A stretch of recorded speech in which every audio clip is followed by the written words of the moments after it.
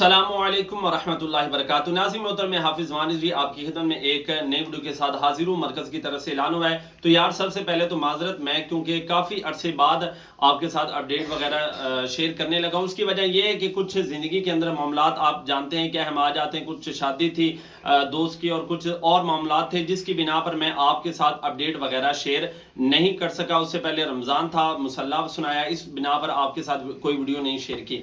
नाज़रीन मोहतरम, अगर हम आज की अपडेट की तरफ आए तो मरकज़ की तरफ से ऐलान हुआ है कि पाकिस्तान के जो अहम मकामात हैं शहरों के, वहां पर तहरीक लबी पाकिस्तान की जानब से तहफ़्फ़ुज़ कुरान और फ़लस्तीन ये रैली निकाली जाएगी फ़लस्तीन भाइयों के हक़ के अंदर और तहफ़्फ़ुज़ कुरान के हवाले से।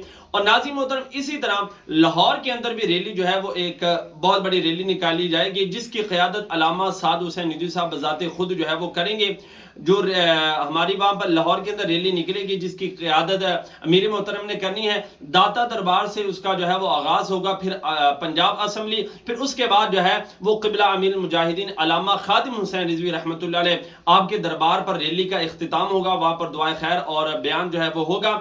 तमाम दोस्तों ने रैली के अंदर शिरकत करनी है और तमाम दोस्तों ने, ये तहरीक का काम नहीं बल्कि हर मुसलमान का काम है। फ़लस्तीन भाई जो हैं वो तमाम मुसलमानों के भाई हैं, वो किसी एक जमात के भाई नहीं।